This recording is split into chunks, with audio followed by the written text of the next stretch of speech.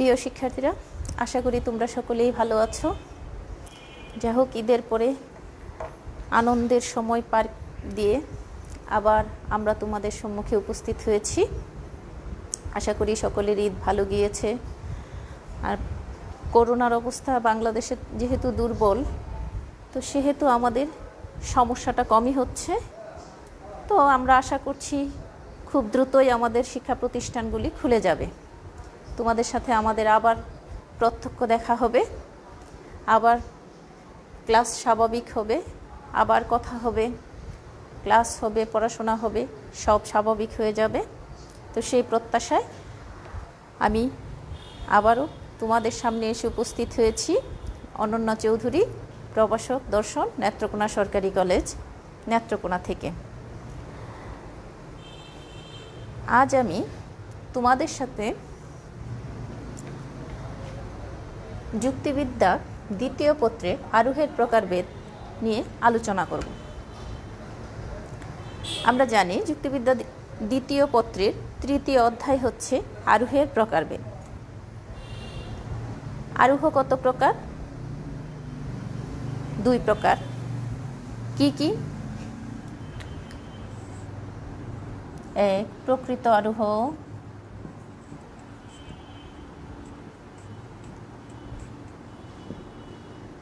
দুই, অপ্রকৃত আরোহ।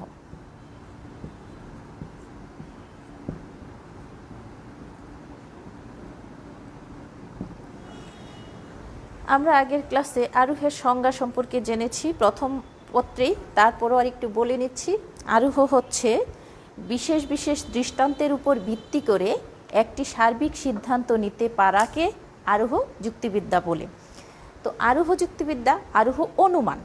আমরা জানি অনুমান হচ্ছে সেই বিষয় জানা সত্যের উপর ভিত্তি করে অজানা সত্যে গমন করার মানসিক প্রক্রিয়া হচ্ছে অনুমান। তো সেই অনুমানকে আবার দুই ভাগে ভাগ করা হচ্ছে, আরোহ, অবরোহ। আরোহ অনুমান হচ্ছে বিশেষ বিশেষ দৃষ্টান্তের উপর ভিত্তি করে একটি সার্বিক যুক্তিবাক্য প্রতিষ্ঠা করা বা সার্বিক সিদ্ধান্ত নিতে পারার ক্ষমতা। যেমন আমরা যখন উদাহরণ হিসেবে বলেছি বা দেখেছি এর আগে, রহিম হয় মরণশীল, করিম হয় মরণশীল, যদু হয় মরণশীল, মধু হয় মরণশীল। এ থেকে আমরা সিদ্ধান্ত নিয়েছি সকল মানুষ মরণশীল। তো এই অবস্থাটা আমরা প্রথম পত্রে পড়ে এসেছি। এবার আমরা দেখব আরোহ কত প্রকার। আরোহ হচ্ছে দুই প্রকার, প্রকৃত আরোহ, অপ্রকৃত আরোহ। তাহলে প্রকৃত আরোহটা কি? যে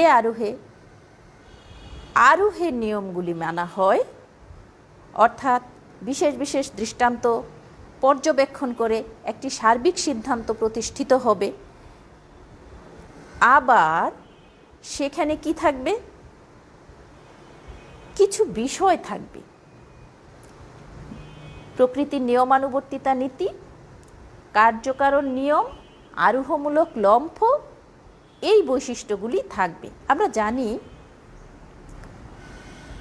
প্রকৃত আরোহ কিসের উপর ভিত্তি করে প্রতিষ্ঠিত হয়? প্রথমেই প্রকৃতির নিয়মানুবর্তিতা নীতি এবং কার্যকারণ নিয়ম। অপ্রকৃত আরোহ কার্যকারণ নিয়ম প্রয়োজন পড়ে না। আমরা দেখব প্রকৃত আরোহের প্রকারভেদেই কার্যকারণ নিয়ম অনুপস্থিত রয়েছে। প্রকৃত আরোহকে কয় ভাগে ভাগ করা যায়? এখানেও একই কথা হবে যে বিশেষ বিশেষ দৃষ্টান্ত পর্যবেক্ষণ করে সার্বিক সিদ্ধান্তে উপনীত হব আমরা। একটা জানা সত্যের উপর ভিত্তি করে আমরা অজানা সত্যে গমন করব, অনুমান ঠিক থাকবে। অপ্রকৃত আরোহেও আমরা দেখব কিছু দৃষ্টান্তকে পর্যবেক্ষণ করা হবে, তা থেকে সিদ্ধান্ত নেওয়া হবে। কিন্তু যে নিয়মগুলি প্রকৃত আরোহের মধ্যে উপস্থিত থাকবে, অনেক ক্ষেত্রেই দেখা যাবে অপ্রকৃত আরোহে সেইখানে কিছু সমস্যা আছে। যেমন আমরা জানি প্রকৃত আরোহ কত প্রকার? প্রকৃত আরোহ হচ্ছে তিন প্রকার, বৈজ্ঞানিক আরোহ, অবৈজ্ঞানিক আরোহ এবং সাদৃশ্যমূলক অনুমান। ঠিক তেমনি অপ্রকৃত আরোহও তিন প্রকার, পূর্ণাঙ্গ আরোহ, যুক্তিসাম্যমূলক আরোহ, ঘটনা সংযোজন। তো পূর্ণাঙ্গ আরোহতে গিয়ে আমরা দেখব যে এখানে আরোহের নিয়মগুলি, যেমন আরোহমূলক লম্ফ, যাকে আরোহের প্রাণ বলা হয়, সে অনুপস্থিত। আচ্ছা, এবার চলো আমরা একটু প্রকৃত আরোহের প্রকারভেদগুলি দেখে নিই। প্রকৃত আরোহ। প্রকৃত আরোহ কত প্রকার? প্রকৃত আরোহ হচ্ছে, যদি আমরা ক খ দিই, বৈজ্ঞানিক আরোহ,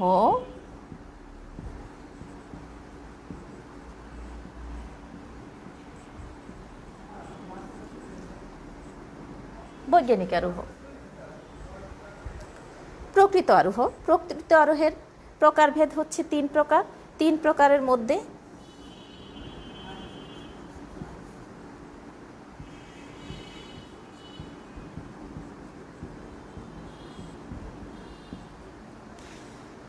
ক হচ্ছে বৈজ্ঞানিক আরোহ,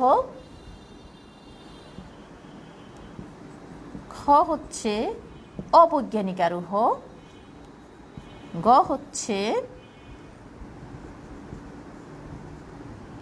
সাদৃশ্য অনুমান, সাদৃশ্য অনুমান লিখতে পারো তুমি, সাদৃশ্য অনুমান, বা এই দুটাকে একসাথে করেও লিখতে পারো, সাদৃশ্যানুমান। দুটাকে একসাথে যোগ করলে এরপরেরটা মিলে সাদৃশ্য অনুমান, একই কথা দাঁড়ালো। আবার অনেকে এটাকে সাদৃশ্যমূলক অনুমানও বলা হচ্ছে, সাদৃশ্যমূলক অনুমান। তো যাই হোক, আমরা দেখি বৈজ্ঞানিক আরোহ। বৈজ্ঞানিক আরোহ কি? যে আরোহের সবগুলো নিয়ম ঠিকঠাকভাবে মেনে নেওয়া হচ্ছে, বা আমরা বলতে পারি বৈজ্ঞানিক আরোহ হচ্ছে প্রকৃতির নিয়মানুবর্তিতা নীতি, কার্যকারণ নিয়ম এবং আরোহের লম্ফ উপস্থিতিতে যে সিদ্ধান্ত স্থাপন করে, সেটা হচ্ছে বৈজ্ঞানিক আরোহ। আচ্ছা, সে কি কাজ করে? আমরা একটা উদাহরণ নিতে পারি। সাধারণত আমরা জানি, বা আমাদের বইগুলিতে যেরকম আছে সেখান থেকেই শুরু করছি। করিম হয় মরণশীল,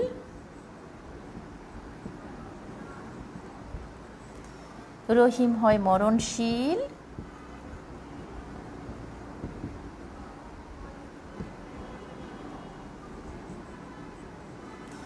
যা কিছু নিতে পারো তুমি, তোমার আশেপাশের মানুষদের নাম দিয়েও শুরু করতে পারো। আমি ছোটবেলায় যা শিখেছিলাম তাই লিখছি। যদু হয় মরণশীল, মধু হয় মরণশীল। অর্থাৎ আমি কিছু মানুষকে দেখলাম,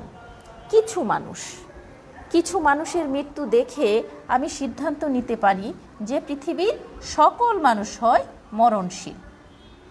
সুতরাং সকল মানুষ হয় মরণশীল।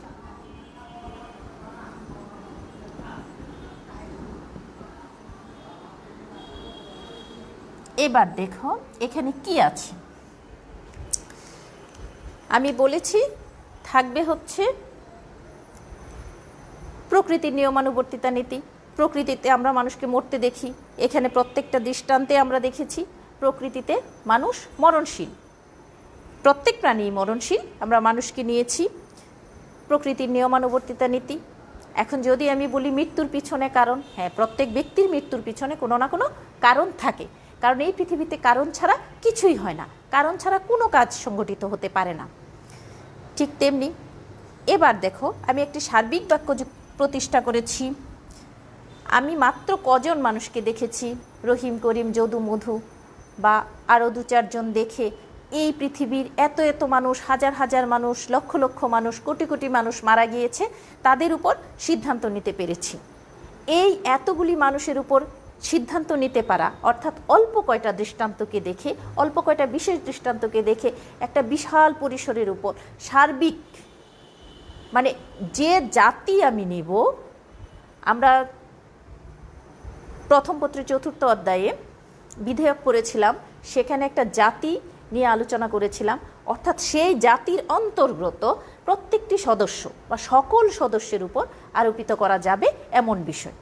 তো এই মানুষ জাতির উপর মরণশীল নামক গুণটাকে আমরা আরোপ করতে পেরেছি। আর অল্প কয়জন মানুষ, এখানে মাত্র 4 জন মানুষ বা 10 জন মানুষকে দেখে আমি কোটি কোটি মানুষের উপর সিদ্ধান্ত নিতে পেরেছি, এটাই হচ্ছে আরোহমূলক লম্ফ।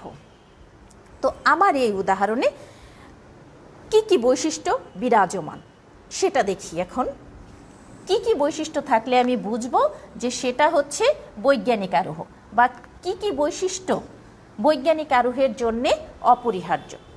প্রথমেই আমি দেখি, আমার উদাহরণ ছিল সকল মানুষ হয় মরণশীল। সে কি করলো? প্রথমে সে একটি সার্বিক বাক্য প্রতিষ্ঠা করেছে।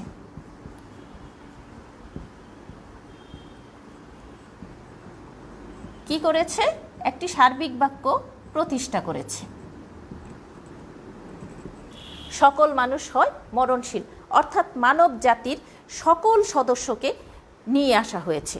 আমরা জানি প্রথম পত্রের 3য় অধ্যায়ে আমরা পড়ে এসেছি, সকলকে যখন যুক্তি বাক্য অংশে সকলকে যখন আমরা একত্রিত করেছি তখন সেটি হচ্ছে সার্বিক বাক্য। সকলকে নিয়ে এসেছি আমরা, সকল মানে সার্বিক, সর্বজনকে বোঝানো হয়েছে। তো আমরা কি বললাম?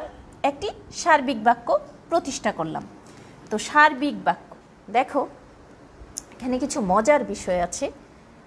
যদি আমি আরও দেখি, আমি যে যুক্তি বাক্যটি প্রতিষ্ঠা করেছি, সকল মানুষ হয় মরণশীল, এটি কেমন বাক্য? সংশ্লেষক বাক্য না বিশ্লেষক বাক্য? একটি সংশ্লেষক বাক্য প্রতিষ্ঠা করা হচ্ছে। কি বাক্য প্রতিষ্ঠা করা হচ্ছে? সংশ্লেষক যুক্তি বাক্য। কেমন যুক্তি বাক্য? সংশ্লেষক যুক্তি বাক্য। সংশ্লেষক যুক্তি বাক্য প্রতিষ্ঠা করা হচ্ছে।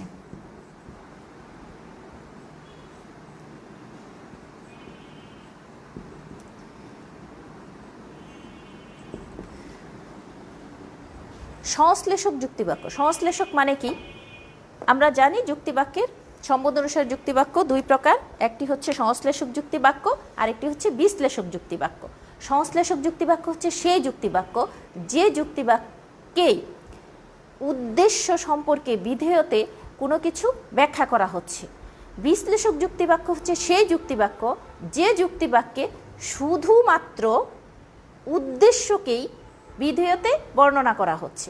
যেমন আমি একটা উদাহরণ দিয়ে দেখাচ্ছি। বিশ্লেষক যুক্তিবাক্য, বিশ্লেষক যুক্তিবাক্যে কি বলা হচ্ছে? মানুষ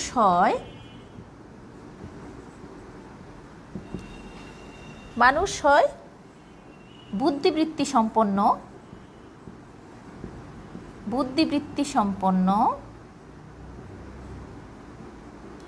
প্রাণী। মানুষ কি? বুদ্ধিবৃত্তি সম্পন্ন প্রাণী। যখন আমি মানুষ বলছি, মানুষ পদের জাত্যর্থ হচ্ছে জীববৃত্তি ও বুদ্ধিবৃত্তি। আমি এখানে এটাও লিখতে পারতাম মানুষ ও বুদ্ধিবৃত্তি সম্পন্ন জীব, কারণ সরাসরি জীববৃত্তি দেখানো হচ্ছে। আর জীববৃত্তি আছে বলেই তার মধ্যে প্রাণ আছে এবং সে প্রাণী। মানুষ অর্থাৎ উদ্দেশ্য পদটাকে সিদ্ধান্তে বা বিধেয়তে উদ্দেশ্য পদের জাত্যর্থকে বিশ্লেষণ করা হয়। উদ্দেশ্য পদের বাইরে কোনো কিছু আলোচনা করা হচ্ছে না, উদ্দেশ্য পদের জাত্যর্থই বিধেয়তে বিশ্লেষণ হচ্ছে। এই জন্য একে বলা হচ্ছে বিশ্লেষক যুক্তিবাক্য। কিন্তু যখন আমি বলছি সকল মানুষ হয় মরণশীল, তখন সেই বাক্যটি হচ্ছে সংশ্লেষক যুক্তিবাক্য। কেন? মানুষ পদের জাত্যর্থকে বিধেয়তে বিশ্লেষণ না করে এখানে মানুষ সম্পর্কে নতুন কোনো তথ্য দেয়া হচ্ছে। যদি বলা হয় সকল দার্শনিক হয় জ্ঞানী, এখানে কি বলা হচ্ছে? দার্শনিকদের জ্ঞান সম্পর্কে আলোচনা করা হচ্ছে। বা সকল কবি হয় মেধাবী, অথবা আমরা বলতে পারি সকল কবি হন সৃজনশীল প্রতিভার অধিকারী। এমন ধরনের আমরা যখন উদ্দেশ্যতে নতুন কোনো গুণ বিধেয়তে নিয়ে আসব, উদ্দেশ্য সম্পর্কে নতুন কোনো গুণ বিধেয়তে নিয়ে আসব, অর্থাৎ জাত্যর্থকে বিশ্লেষণ না করে, তখন সেটা হবে সংশ্লেষক যুক্তিবাক্য। তো আমরা কি করলাম, রহিম হয় মরণশীল, করিম হয় মরণশীল, যদু হয় মরণশীল, মধু হয় মরণশীল, এ থেকে সিদ্ধান্ত নিতে পারলাম সকল মানুষ হয় মরণশীল, অর্থাৎ সকল মানুষের উপর মরণশীলতা নামক গুণটি আরোপ করা হয়েছে। তো সে কি প্রতিষ্ঠা করলো, একটি সংশ্লেষক যুক্তিবাক্য প্রতিষ্ঠা করলো। যেহেতু সকল ছিল সেজন্য সে একটি সার্বিক যুক্তিবাক্য প্রতিষ্ঠিত করলো। প্রথমে একটি সার্বিক যুক্তিবাক্য প্রতিষ্ঠা করলো, তারপর সে একটি সংশ্লেষক যুক্তিবাক্য প্রতিষ্ঠা করলো। আমরা দেখলাম বৈজ্ঞানিক আরোহের বৈশিষ্ট্যগুলো দেখছি। এবার দেখা যাক বৈজ্ঞানিক আরোহ কি করে। বৈজ্ঞানিক আরোহ হচ্ছে ঘটনার অভিজ্ঞতা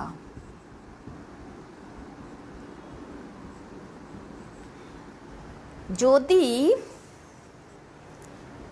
এই দুটিকে একটা করে নিতে পারো, অনেকের অনেক বইয়ে আবার এরকম দেয়া আছে সার্বিক বাক্য প্রতিষ্ঠা করে, সংশ্লেষক বাক্য প্রতিষ্ঠা করে, একটি যুক্তি বাক্য প্রতিষ্ঠা করে, এরকম ভেঙে ভেঙেও দেখানো আছে। এই দুইটা একটার অন্তর্গত নিলে তুমি এই দুটাকে এই চিহ্ন দিয়ে চিহ্নিত করতে পারো, এখান থেকে তুমি আবার অন্য কিছু বসাতে পারো। 1 নাম্বার, তাহলে আমাকে এই প্রকৃত আরোহের 1 নাম্বারটা মুছে দিতে হবে। ঘটনার অভিজ্ঞতা ও নিরীক্ষণ ভিত্তিক।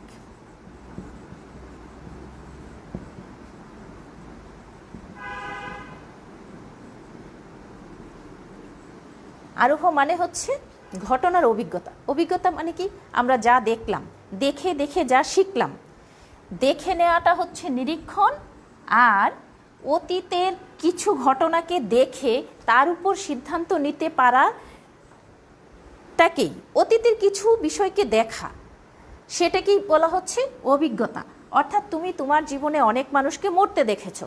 এই যে বিভিন্ন মানুষকে তুমি তোমার নিকটাত্মীয়, পরিবারের লোকজন, প্রতিবেশীদের কাউকে না কাউকে মরতে দেখেছো। তুমি তোমার এই বয়সে যাদেরকে মরতে দেখেছো, মৃত্যুবরণ করতে দেখেছো, তাদের দেখে তুমি এটা সিদ্ধান্ত নিতে পারো যে তুমিও একদিন মৃত্যুবরণ করবে। আমি আমার আশেপাশের অনেককেই মৃত্যুবরণ করতে দেখেছি, তা থেকে আমি সিদ্ধান্ত নিতে পারি আমিও মৃত্যুবরণ করব। এই অবস্থা, এটা হচ্ছে অভিজ্ঞতা। আর দেখে দেখে যে সিদ্ধান্তটা নিলাম সেটা হচ্ছে নিরীক্ষণ ভিত্তিক। নিরীক্ষণ মানে হচ্ছে দেখা, পর্যবেক্ষণ করা। তো কি হলো, ঘটনা, কিছু যেগুলিকে আমরা দৃষ্টান্ত হিসেবে নিচ্ছি, ঘটনাগুলিকে আমার অভিজ্ঞতা থেকে নিয়ে আসা কিছু ঘটনা যেগুলি আমি দেখেছিলাম তার উপর ভিত্তি করে। একটা কথা মনে রাখতে হবে, এই পুরো ঘটনাগুলি কিন্তু মানসিক প্রক্রিয়া। তো যেহেতু মানসিক প্রক্রিয়া, অভিজ্ঞতাটাও মানসিক প্রক্রিয়া, আমার মস্তিষ্কের মধ্যেই অবস্থান করছে। নিরীক্ষণটা আমি দেখে এসেছিলাম, তার যে অবধারণগুলি, তার যে অবস্থান, চিন্তা, সেটা আমার মস্তিষ্কে রয়ে গেছে, আমি সেইখান থেকেই সিদ্ধান্ত নিতে পারলাম। এবার দেখো আর কি বৈশিষ্ট্য থাকতে পারে।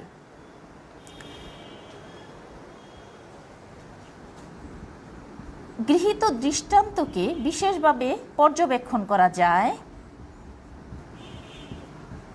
দৃষ্টান্তকে বিশেষভাবে পর্যবেক্ষণ,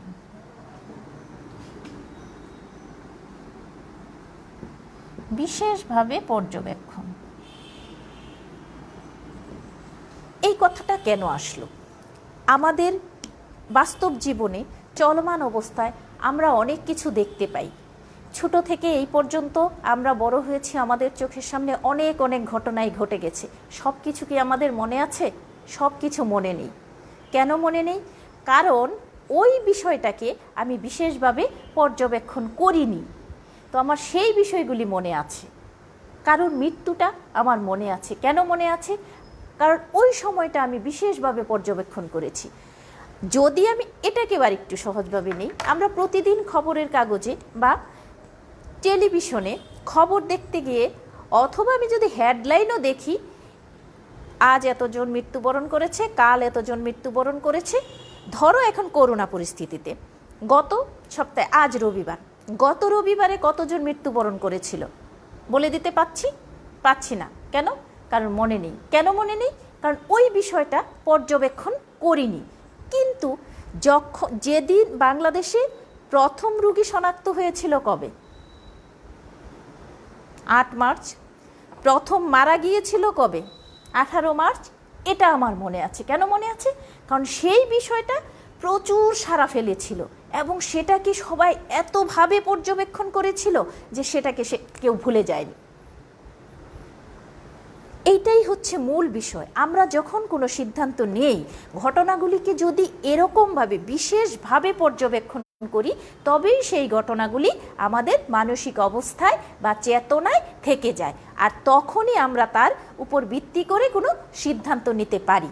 কিন্তু যে ঘটনাগুলি, তার এখন করোনার অবস্থা যা, প্রতিদিন অহরহ মানুষ মারা যাচ্ছে, এগুলি আর কেউ মনে রাখছেই না। আমি তো এখন খবর দেখিই না কোন দিন কতজন মারা গেল, কতজন আক্রান্ত হলো, কারণ এখন বিষয়টা ইজি হয়ে গেছে। প্রথমে যে আতঙ্কটা ছিল, এই আতঙ্কটা এখন আর নেই। এই বিষয়টা হচ্ছে একটা বিষয় যে তুমি, খুবই গুরুত্বপূর্ণ বিষয়, দৃষ্টান্তগুলিকে যদি তুমি বিশেষভাবে পর্যবেক্ষণ করো, যে বিষয়গুলিকে তুমি বিশেষভাবে পর্যবেক্ষণ করো, গুরুত্ব দিয়ে পর্যবেক্ষণ করো, তার উপর ভিত্তি করেই তুমি একটি সিদ্ধান্ত নিতে পারো।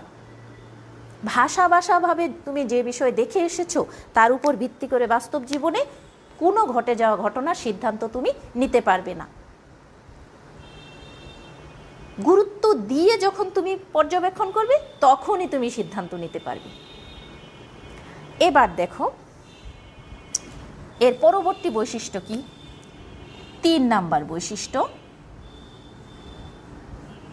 আরোহমূলক লম্ফ।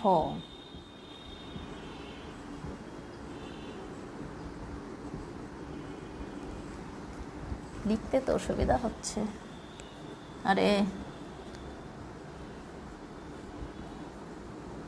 যাই হোক, আমি উপরে মুছে দিব, কারণ এরকম নিচে লেখা যাচ্ছে না। আরোহমূলক লম্ফ কি থাকে?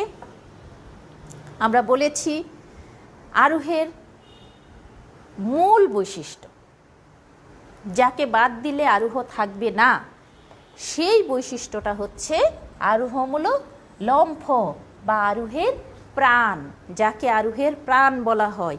তুমি বিশেষ বিশেষ দৃষ্টান্ত দেখে, অল্প কয়টা দৃষ্টান্ত দেখে, তার থেকে তুমি একটি লম্বা লাভ দিয়ে বড় পরিসরে সিদ্ধান্ত নিবে, সেটা হচ্ছে আরোহমূলক লম্ফ। আর এই আরোহমূলক লম্ফটাই হচ্ছে আরোহের প্রাণ। আমি কি দেখেছিলাম? করিম হয় মরণশীল, রহিম হয় মরণশীল, যদু হয় মরণশীল, মধু হয় মরণশীল। কজনের নাম লিখেছিলাম? 4 জন। সিদ্ধান্ত নিয়েছিলাম কত মানুষের উপর? কোটি কোটি মানুষের উপর। এই যে 4 জন বা 5 জন বা 10 জন বা 20 জন মানুষকে দেখে আমি কোটি কোটি মানুষের উপর সিদ্ধান্ত নিতে পারলাম, এটাই হচ্ছে আরোহমূলক লম্ফ।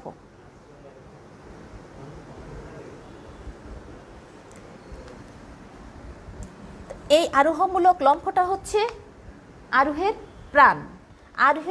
আরোহমূলক লম্ফ না থাকলে আরোহ প্রতিষ্ঠা করা যাবে না। আর বৈজ্ঞানিক আরোহের জন্যে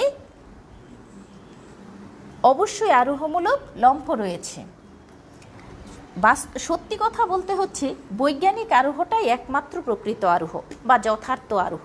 বাকি আরোহগুলিতে এরপর আমরা যতগুলি পাবো, অবৈজ্ঞানিক আরোহ, সাদৃশ্য অনুমান বা অপ্রকৃত আরোহতে যদি আমরা দেখি যুক্তিসাম্যমূলক আরোহ, পূর্ণাঙ্গ আরোহ, ঘটনা সংযোজন, যাই দেখি না কেন, সবগুলির কোনোটাতেই সবগুলি বৈশিষ্ট্য বিদ্যমান না।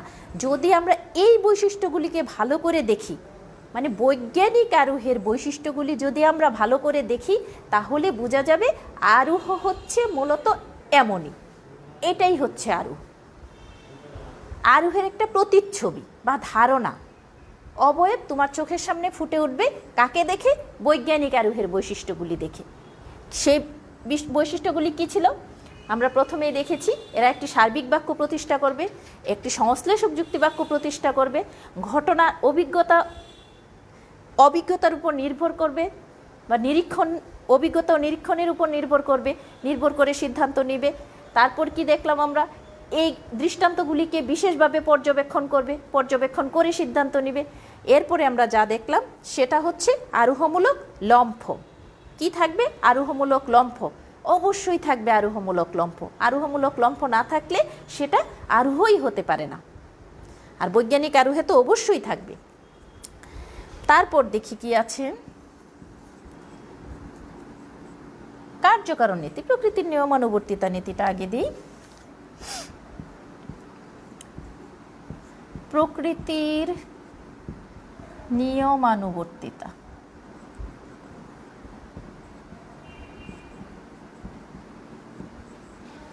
নীতি মূলত বৈজ্ঞানিক আরোহ বা আরোহ যার উপর ভিত্তি করে প্রতিষ্ঠিত, সেইখানে তিনটা বিষয় হচ্ছে গুরুত্বপূর্ণ। এক হচ্ছে প্রকৃতির নিয়মানুবর্তিতা নীতি, আরেকটা হচ্ছে কার্যকারণ নিয়ম, এবং আরেকটা হচ্ছে আরোহমূলক লম্ফ। যদি এই তিনটা উপস্থিত থাকে তাহলে তুমি বুঝে যাবে সে অবশ্যই প্রকৃত আরোহ এবং সে বৈজ্ঞানিক আরোহ। কারণ আরোহের মূল অবস্থা, মূল প্রাণকেন্দ্র বা মূল বৈশিষ্ট্য হচ্ছে এই তিনটি। প্রকৃতির নিয়মানুবর্তিতা নীতি। প্রকৃতির নিয়মানুবর্তিতা নীতিটা কি? আমরা প্রথম পত্রে 7ম অধ্যায়ে পড়ে এসেছি প্রকৃতির নিয়মানুবর্তিতা নীতি। তারপরও আমি আবার মনে করিয়ে দিচ্ছি। প্রকৃতির নিয়মানুবর্তিতা নীতি হচ্ছে সেই নীতি যে ঘটনাগুলি প্রকৃতিতে ঘটে, বারবার একই রকম ঘটে, কখনো সে পরিবর্তন হয় না, একই অবস্থায় একই রকম ঘটে, সেই ঘটনাটা হচ্ছে প্রকৃতির নিয়মানুবর্তিতা নীতি। তুমি যদি পানি বা জলকে ছেড়ে দাও, তাহলে সে যদি খোলা জায়গা পায়, বাধার সৃষ্টি না হয়, তাহলে সে অবশ্যই গড়াতে শুরু করবে। এটা হচ্ছে পানির বৈশিষ্ট্য। আমরা পদার্থ নিয়ে যখন আলোচনা করি, দেখো পদার্থের বৈশিষ্ট্যের মধ্যে আছে বল প্রয়োগে সে বাধার সৃষ্টি করে। কি করে? বল প্রয়োগে বাধার সৃষ্টি করে। তুমি যদি বল প্রয়োগ করো তাহলে পদার্থ তোমাকে অবশ্যই বাধা দিবে। এটা যেমন আমরা পদার্থের ভাষায় পড়ি, ঠিক তেমনি প্রকৃতিতে যখন তুমি দেখো, কি দেখো? পদার্থের অবয়ব বিশিষ্ট। কেমন? কঠিন পদার্থ। ধরো এটা একটা কঠিন পদার্থ, আমি যদি এটাকে বাধা দিই, আমি তাকে যদি গতি দেই, তাহলে সে সমান গতিতে আমাকে ছুঁড়ে দিবে। সে অবশ্যই তার অবস্থান অনুযায়ী বাধা দিবে। কেউ যদি তোমাকে আঘাত করতে আসে, তাহলে তুমি কি করো? অবশ্যই সেই আঘাতটাকে প্রতিহত করতে চেষ্টা করো। অকারণে কেউ তোমাকে আঘাত করতে আসলে তুমি পারলে তো তাকে আবার উল্টা আঘাত করো। খুব কম মানুষই পৃথিবীতে পাওয়া যাবে যে আঘাতের প্রতি উত্তরে সে আবার আঘাত করে না। এর মানে কি? তোমার অবচেতন মনে তোমাকে বলে দিতে হয় না, এই বোর্ডকে যেমন বলে দিতে হয় না যে তোমাকে ছুঁড়ে মারা হচ্ছে তুমি ফেরত দাও, তোমাকেও বলে দিতে হয় না যখন তোমার দিকে কিছু ছুটে আসে তখন তুমি তাকে বাধা দাও। তোমাকে কেউ ঢিল দিচ্ছে, তুমি চেষ্টা করো সেটাকে প্রতিহত করতে। এই বিষয়গুলি হচ্ছে প্রকৃতির নিয়মানুবর্তিতা নীতি। অর্থাৎ প্রকৃতিতে একই ঘটনা বারবার ঘটে এবং একই অবস্থায় একই ঘটবে, সে কখনো চেঞ্জ হবে না। চেঞ্জ হওয়ার নয়, সেটাকে চেঞ্জ করে দিতে পারে না। এই প্রকৃতির, দেখো আমি ক্লাস নিতে এসে শুরুর দিকে বলেছিলাম প্রকৃতিকেই বিরক্ত করার জন্যে করুণার আবির্ভাব। পরিবেশটা বা প্রকৃতি যে তার অবস্থান অনুযায়ী চলছিল, তাকে তার মতো চলতে না দেওয়ার ফলে তাকে যত জোরে আঘাত করা হয়েছে সে তত জোরে রিপ্লে দিয়েছে। দেখো খুব সহজ বিষয়। প্রকৃতিকে আমরা আঘাত করেছি, পরিবেশ নষ্ট করেছি, প্রকৃতি কিন্তু তত জোরেই আঘাত করেছে। লক্ষ লক্ষ প্রাণহানি হয়ে গেল, কোটি মানুষ আক্রান্ত হয়ে গেল।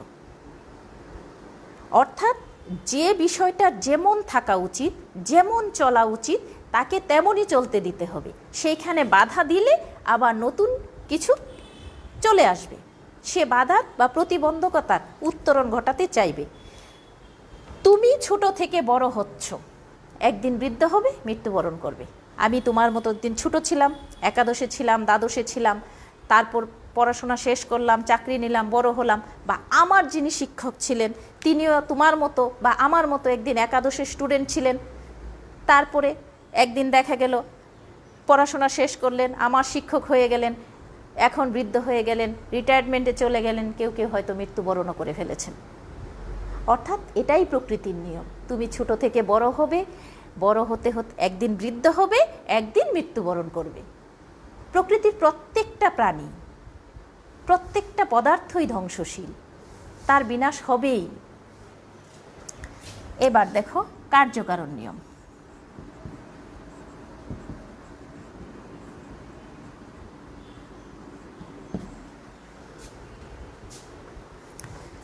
কার্যকারণ নিয়ম কি?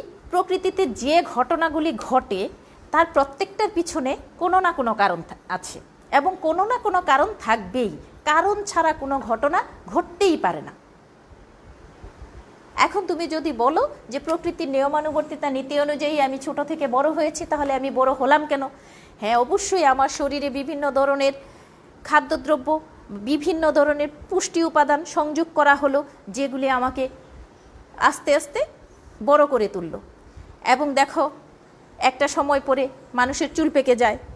কেন পেকে যায়? যে উপাদানটা আমার চুলকে কালো রাখছিল সেই উপাদানটা শরীর থেকে কমে গেছে, সেজন্য আমার কালো চুল সাদা হয়ে যাচ্ছে। যে কারণে আমি ছোট ছিলাম, জন্মের পর প্রত্যেক মানুষ ছোট থাকে, তারপর আমার শরীরে বিভিন্ন ধরনের পুষ্টি উপাদান দিতে দিতে দিতে দিতে আমি এক সময় বড় হয়ে গেলাম। এখন প্রশ্ন হচ্ছে, তাহলে আমি আরও কেন বড় হচ্ছি না? তার তো অবশ্যই একটা নির্দিষ্ট সীমা রেখা আছে।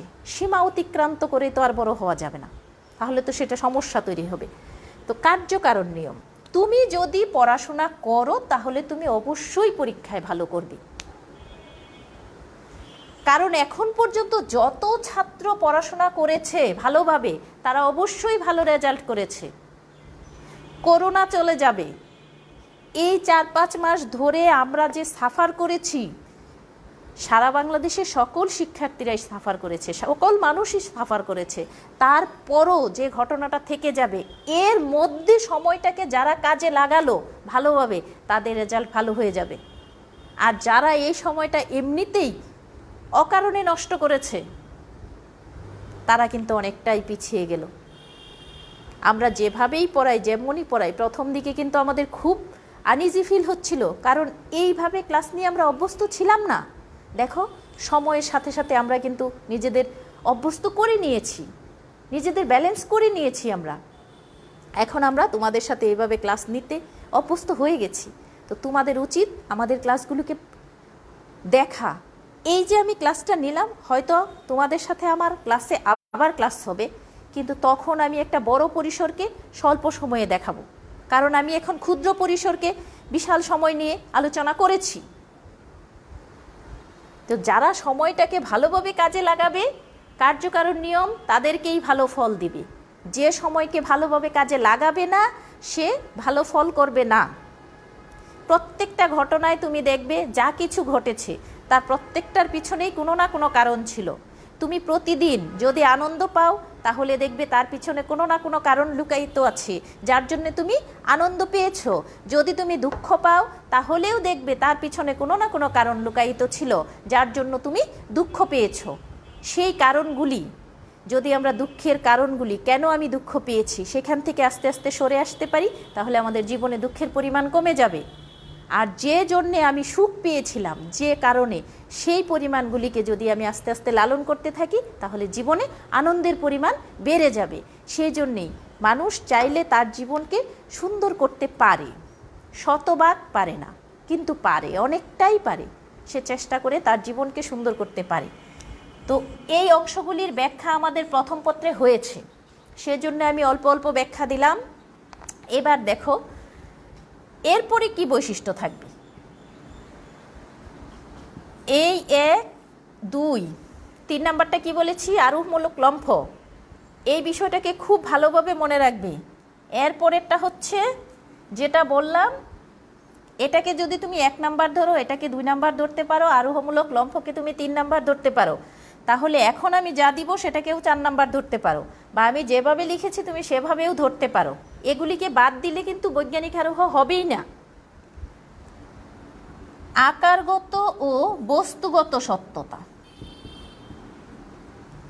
আকারগত সত্যতা সেটা কি? প্রতিষ্ঠা করে।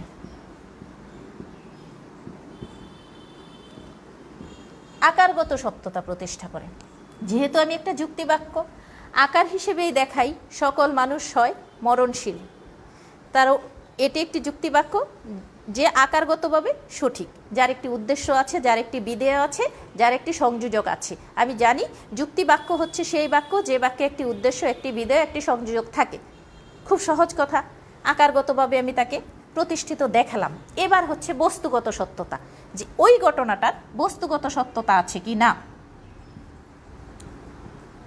তুমি এটাকে ও দিয়েও যুক্ত করে দিতে পারো, আবার আলাদা নাম্বার দিয়েও দিতে পারো, কোনো ব্যাপার না।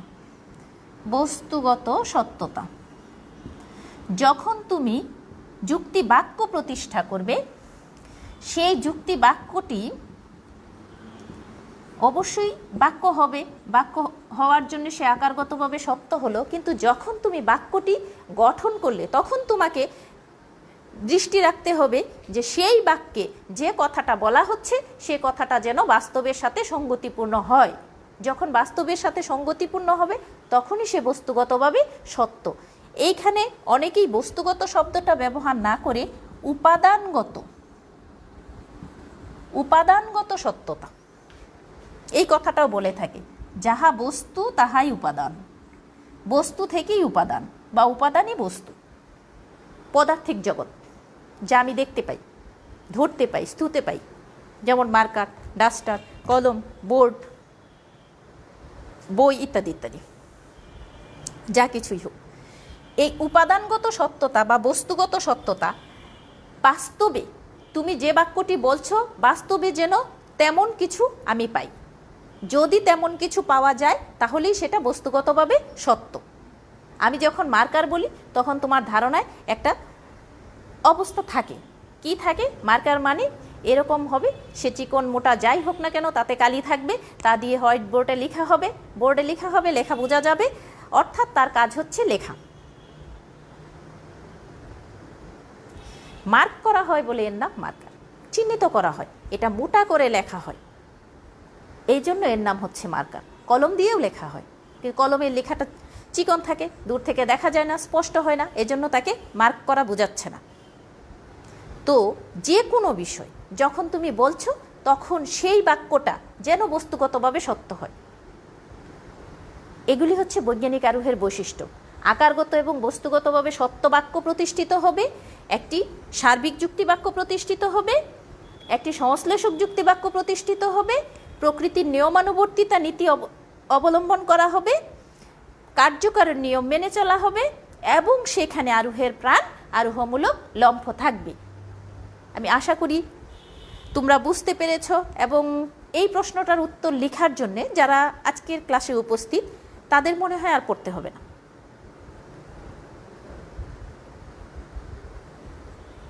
কারণ এর উপর ভিত্তি করেই বাকিটা তুমি লিখতে পারবে, আমার বিশ্বাস। তো যাই হোক, সবাই ভালো থাকো। আগামী দিন আমরা অবৈজ্ঞানিক আরোহ নিয়ে আলোচনা করব, বা অবৈজ্ঞানিক আরোহের বৈশিষ্ট্য নিয়ে আলোচনা করব। ততক্ষণ ভালো থেকো। ধন্যবাদ সবাইকে।